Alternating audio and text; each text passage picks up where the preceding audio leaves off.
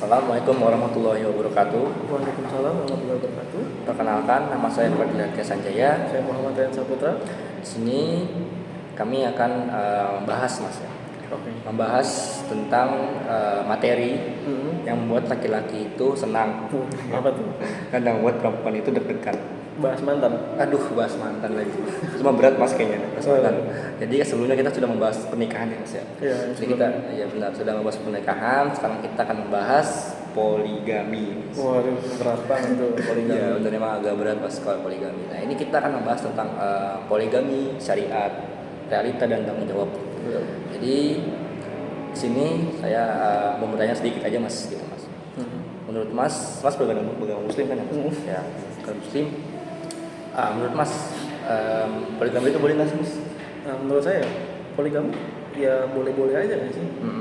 Itu poligami itu kan kalau nggak salah kan ya dia itu menikahi lebih dari satu istri kan. Iya, benar. Biasanya itu mungkin ya yang saya pelajarin selama saya sekolah itu kalau nggak salah ya itu menikahi kayak 2 istri, 3 atau 4 bahkan ya.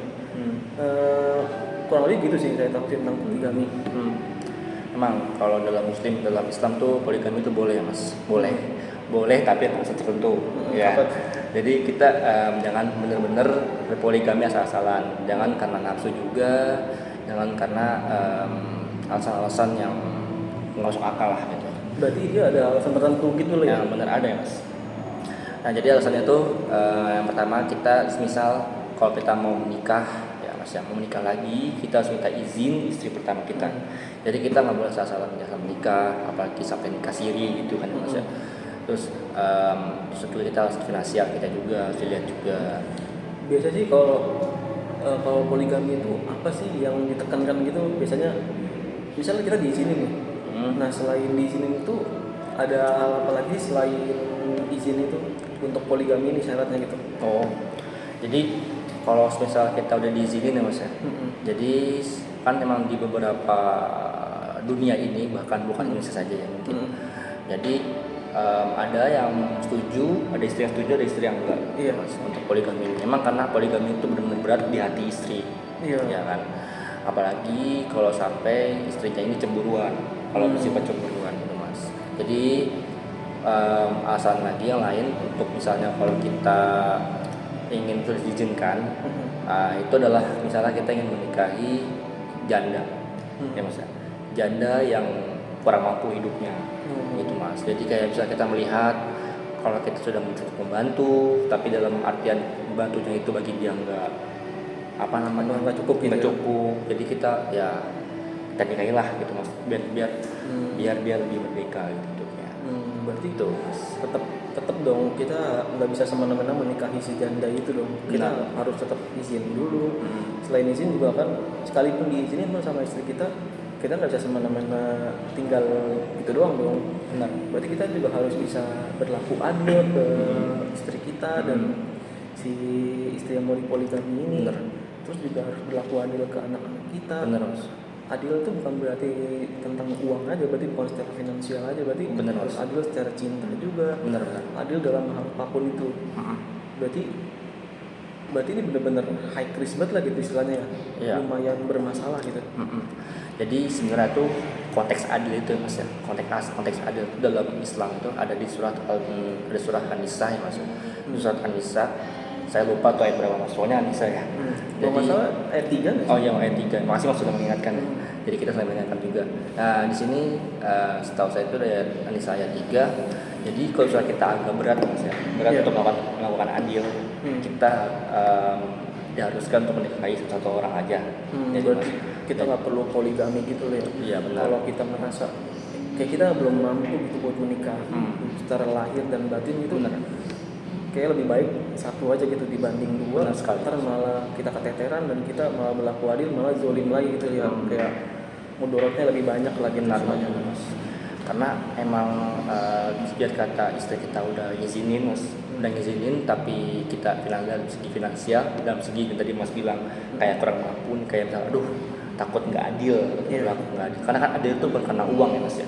Adil itu bisa dari adil cinta yang tadi Mas bilang, terus adil waktu juga gitu. Makanya kalau misalnya kita agak berat nih untuk melakukan poligami, tapi istri kita sudah mengizinkan, kita harus berpikir baik-baik untuk diri kita sendiri. Ya, Jadi kita jangan malah merugikan istri kedua kita atau anak-anak kita juga nih mas. Ya takutnya ntar ditelantarkan atau gimana ya. Yang Ya. ada kita dosa lagi gitu. Jadi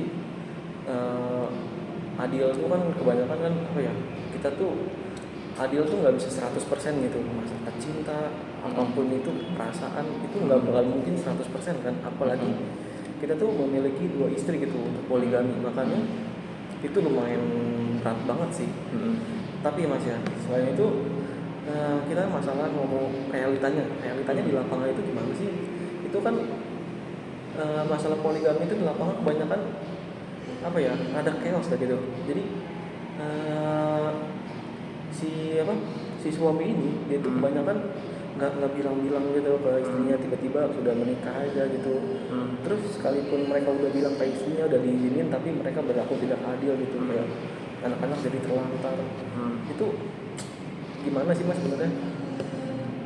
Kalau menurut saya sendiri ya, jadi kalau misalnya kita takut melantarkan, misalkan kita udah, misalnya contoh dalam artian realita ya, di realita misalnya istri pertama nggak tahu nih, nggak tahu kalau misalnya suaminya nikah lagi, jadi dia melakukan nikah siri gitu ya.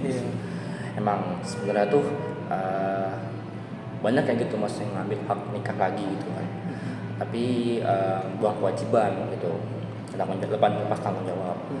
Jadi sebenarnya kalau misalnya kita ingin menikah lagi, kita benar-benar harus benar-benar izin istri mas.